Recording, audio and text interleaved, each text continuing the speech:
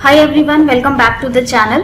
बहुत दिनों से आप लोगों की रिक्वेस्ट आ रही थी फॉर्म 10E का वीडियो अपलोड करने के लिए, तो फाइनली कल हमने उसे अपलोड कर दिया है। बहुत ही कंसाइज वे में, बहुत ही शॉर्ट वे में वहां समझाने की कोशिश की है। सिर्फ 10 मिनट में फॉर्म 10E को भरना सिखाया है। वीडियो का लिंक आपको नीचे डिस्क्रिप्शन बॉक्स में मिल जाएगा। अगर फॉर्म 10E को कैसे भरना है जानना चाहते हैं तो डिस्क्रिप्शन बॉक्स में चेकआउट जरूर करिएगा। आज का वीडियो भी एक बहुत ही इंपॉर्टेंट टॉपिक पर है। एक क्वेरी बहुत ही ज्यादा आ रही है और क्वेरी है कि लास्ट फाइनेंशियल ईयर में हमारी इनकम 5 लाख रुपए के नीचे थी या 5 लाख रुपए थी, हमारी इनकम पर कोई भी टैक्स नहीं बनता था। तो जब हम यहाँ नीचे इसमें फॉर्म में मैं आपको दिखाती हूँ, जब हम यहाँ ऐड डिटेल्स में यहाँ पर टैक्स ऑन टोटल इनकम डालते हैं as per column 2। As per column 2 क्या है? Total income of the relevant previous year. पहले हम यहाँ पर फिगर्स भर लेते हैं, उसके बाद आपको समझाएंगे। यहाँ पर हम पहले प्रीवियस ईयर डाल लेते हैं। प्रीवियस ईयर है 19-20, जिसका कि असेसमेंट ईयर है 20-21। टोटल इनकम है हमारी 5 लाख। हम 5 लाख की लेकर चल रहे हैं, जिस पर कि टैक्स नहीं है, हमें रिबेट मिलता है। ये हमारी टोटल इनकम है प्रीवियस ईयर 19-20 की। इसके बाद सैलरी या पेंशन हमें कितना मिला? हम मान लेते हैं कि हमें 60,000 रुपए इस वाले करंट फाइनेंशियल ईयर में सैलरी मिली है, एरियर सैलरी, जो कि रिलेट करती है हमारे प्रीवियस ईयर 19-20 के साथ। एरियर सैलरी डालने के बाद हमारी टोटल इनकम हो गई 5,60,000 रुपए। इसमें हमारी टोटल इनकम है प्रीवियस ईयर की, और इसके बाद as increased by salary received in arrear, ये 60,000 रुपए इसमें ऐड हो गए और ये आ गया 5,60,000। अब प्रॉब्लम यहाँ पर ये आती है कि ये जो tax on total income as per column 2 है, कॉलम 2 कौन सा है? 5 लाख। इसका हमें यहाँ पर टैक्स लिखना है। अब बहुत से लोग क्या करते हैं कि क्योंकि 5 लाख रुपए तक की इनकम पर कोई टैक्स नहीं था, फुल रिबेट थी, इसलिए वो यहाँ पर 0 डाल देते हैं।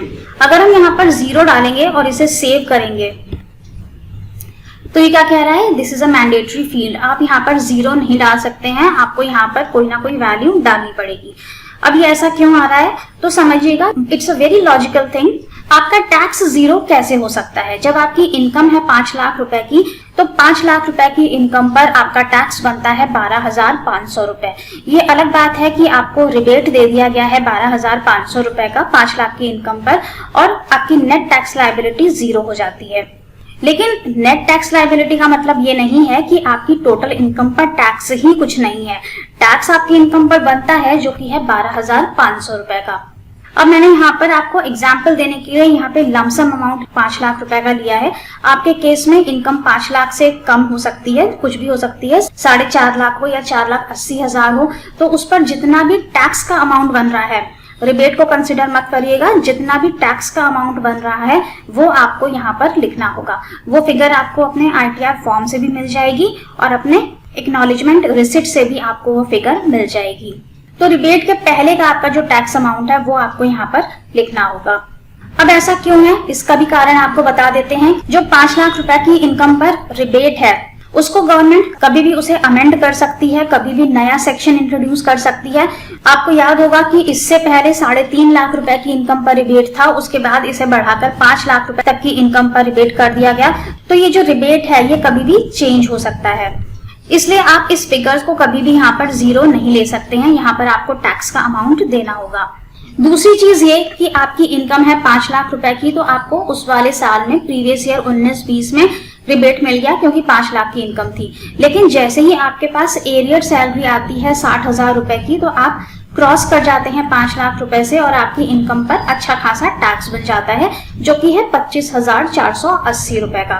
अब ये जो 60,000 आपको इस वाले करंट ईयर में मिले हैं, अगर ये आपको पिछले ही साल में मिल गए होते तो आपको रिबेट नहीं मिलता और आपको पूरा 25,480 रुपए का टैक्स वहां पर भरना पड़ता। तो इस वजह से भी आपका ये टैक्स ऑन टोटल इनकम आप यहाँ पर 0 नहीं ले सकते हैं। आपको यहाँ पर 12,500 पूरा टैक्स देना पड़ेगा और उसके बाद आपको अपनी कैलकुलेशन देखनी है कि क्या मैं किसी रिलीफ के लिए एलिजिबल हूँ या नहीं।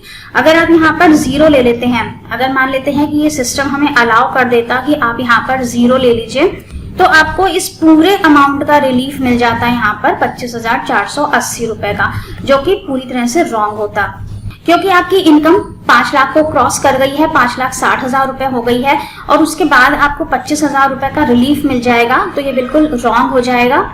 इसीलिए इस फॉर्म में इस तरह का अरेंजमेंट किया गया है कि आप यहाँ पर जीरो वैल्यू नहीं ले सकते हैं, आपको टैक्स का अमाउंट देना होगा। तो टैक्स आपको एक्नॉलेजमेंट रिसिप्ट से मिल जाएगा या फिर अपने ITR फॉर्म से भी मिल जाएगा।